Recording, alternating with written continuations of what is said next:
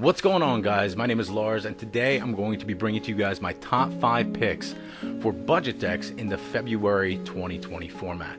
Now, when I say budget personally, I'm talking about in the range of between $50 to $60.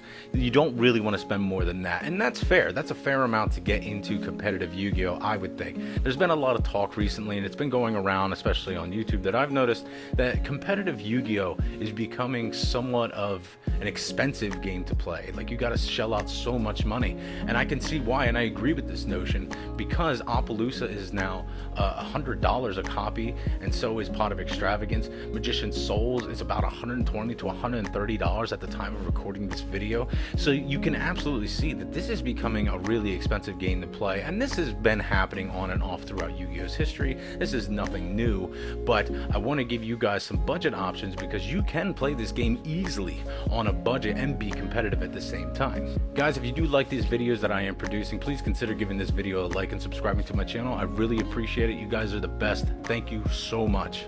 Now, the first deck I want to talk about is Tenyi. Now, Tenyi is actually a really cool archetype. I think it has a lot of potential being a rogue deck moving into the format. They have the Tenyi Spirits, which all have their own inherent special summoning condition. They also have graveyard effects to be able to protect some of your normal link monsters. It's a really decent archetype, and it's really easy to learn. So if you're a beginner, this is also a good option for you, but it's also very budget friendly for those of you who are trying to compete on a budget. You can take this easily to a locals or regionals, and this deck will do you very well. You might be able to top at a regional level. This deck is really easy to learn. It's really fun, and not a lot of people expect it because you're not seeing a whole lot of it, at least not where I'm at, and I haven't seen a lot of hype about it online, but this deck is incredibly good. So if you're looking for a competitive deck on a budget, Tenyi you can get for about $50 or less by getting the entire core of the deck and also the extra deck as well. Now, the next deck I want to talk about is Endymion. Now, Endymion is a powerful spellcaster pendulum-based archetype that is incredibly cheap, and it's incredibly powerful. And I'll explain that here a little bit, is that the Endymion cards all have really powerful effects. Endymion, the Mighty Master, being able to negate spells and trap cards, while also having a pendulum effect to be able to pop your opponent's cards as well.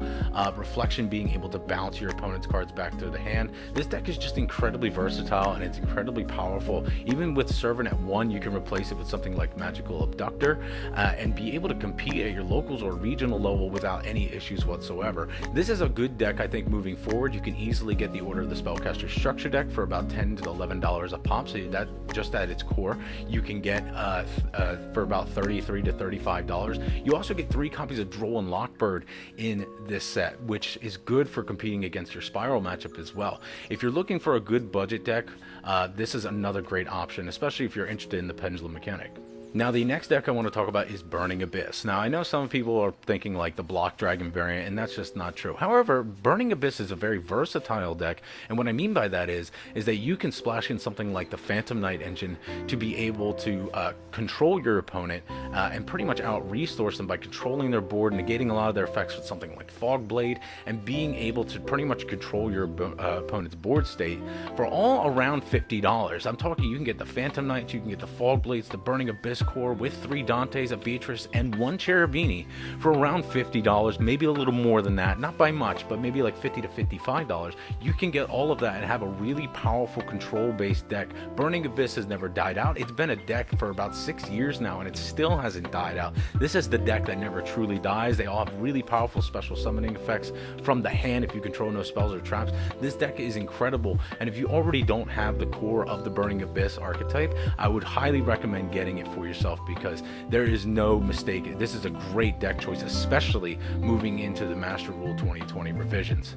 Now, the next deck I want to talk about, and I've already talked about it before, but it is a budget player's dream, that is Crusadia OTK. Now, Crusadia OTK is the budget player's dream because you can get this full deck, everything, including like an Avramax, for around $30, and that's incredible. I'm talking the core, the extra deck monsters, and Avramax for around $30, $30 to $35. That's incredible value for a full deck. Plus, with that extra money, if you're trying to spend up to about $50, maybe to $60, you get the Kaiju package with Interrupted Kaiju Slumber. You can get some of the extra deck monsters as well. I'm going to leave a link here in the top corner for you guys to check out, because I already go in depth with this deck in a deck profile. It's one of my very first videos on the channel. But yes, if you're looking for a really powerful budget deck that you just want to smack your opponent in the face for 8,000 plus damage on your turn if you're going second, this is the deck for you. There is no reason that you shouldn't own this core with how cheap it is, and I would definitely consider picking up sooner rather than later. Now, the last deck I want to talk about is Salamangreat. Now, Salamangreat is a really powerful Cyberse archetype. It is phenomenal, and it's still, even with the hit to Mirage Stallion, is a very competitive deck, still having all access to its Salamangreat Rage and Roar. This deck is still incredibly powerful for what it is, and probably still going to be seeing a lot of meta play going into this format, because this deck really is still viable even with a lot of its pieces hit. But Salamangreat also, with the structure deck, it's $10 or $11 online. You can get 3 of them for about $33 to $35. It comes with 3 copies of Ash Blossom if you buy the 3 packs of them, and that's awesome. If you don't have access to Ash Blossom already, then this is a good way to get a hold of probably one of the most versatile hand traps in the game. Salamangreat has still been proving its worth and in the test of time here, moving forward as a good budget rogue option. And the structure deck itself comes with everything you pretty much need. The only thing you're really going to want to make investments in is like something like Sunlight Wolf, but you can utilize like something like Dante as the replacement for your Mirage Stallion moving forward. Now guys, I did have a few runner-ups here, just some other options for you guys to consider if you were curious.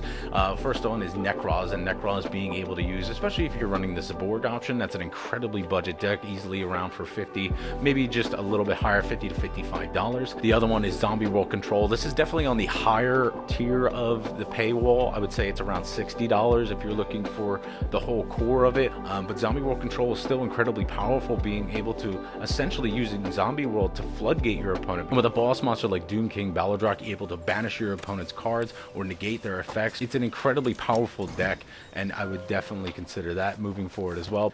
And the last one is Time Thief Lunalight. Now, I didn't conclude this just because there is the danger package in there, and at the time of recording this video, Jackalope is running for about $21 a piece. However, you can still run this deck if you're just using something like Mothman and Chupacabra, being able to pretty much spam your opponent with rank 4s, and the Lunalights already are a powerful rank 4 engine by themselves. Plus, if you're actually a fan of the Time Thieves, we just had Perpetua come out as well. This is a really good budget option. If you're trying to include out some of the dangers, I would just recommend Mothman and Chupacabra moving forward. Okay guys, that's gonna wrap up this video here today. Let me know what you guys think down below, if there's anything that I've missed, or if there's anything I didn't cover that you would like to see. If you'd like to see any of the deck profiles of any of these decks I mentioned here today, let me know down below. I'll be more than happy to do a deck profile on those as well. Thank you guys for tuning in, and I'll see you next time. Later.